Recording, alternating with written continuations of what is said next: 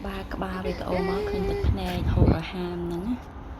ហើយដល់សាខូចចង់ចូលទៅលេងកន្លែងក្មេងលេងហើយប៉ាគេឲ្យចូលចឹងថ្ងៃនេះនាំមកបងរួចមើលវីដេអូនឹងម្ដងឥឡូវ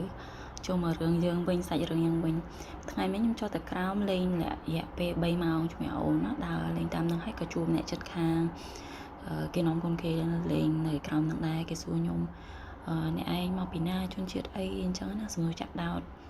រាល់ដងគឺខ្ញុំជួបគេសួរអញ្ចឹងខ្ញុំថាមកពីខ្មែរមកពីកម្ពុជាគេស្គាល់កម្ពុជាខ្ញុំថានៅចិត្តថៃអញ្ចឹងណា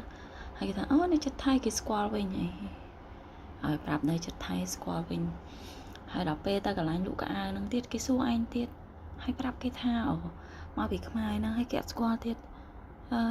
ខូចចិត្តដែរប៉ុន្តែមិនដឹងធ្វើម៉េចឥឡូវចូលសាច់រឿងយើងវិញមើលប្រុសស្អាតគេយំឥឡូវខ្ញុំដាក់សំឡេងស៊ីនឲ្យស្ដាប់មកថាកូនខ្ញុំនឹងយំព្រោះមិនហើយប៉ាគេនោះឲ្យថតវីដេអូ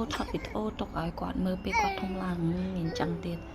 មិនគិតខំលួងកូននេះឲ្យឯងថតវីដេអូទៀតហើយអាម៉ែនេះក៏ទៀតដែរទិញទូរស័ព្ទពឹបមកថតមកហើយនឹងថតក្នុង Facebook ហ្មងហ្នឹងហើយសង្ឃឹមថា Facebook គេចាប់ចុះហ្នឹងហើយអរគុណច្រើនបងជួយlike comment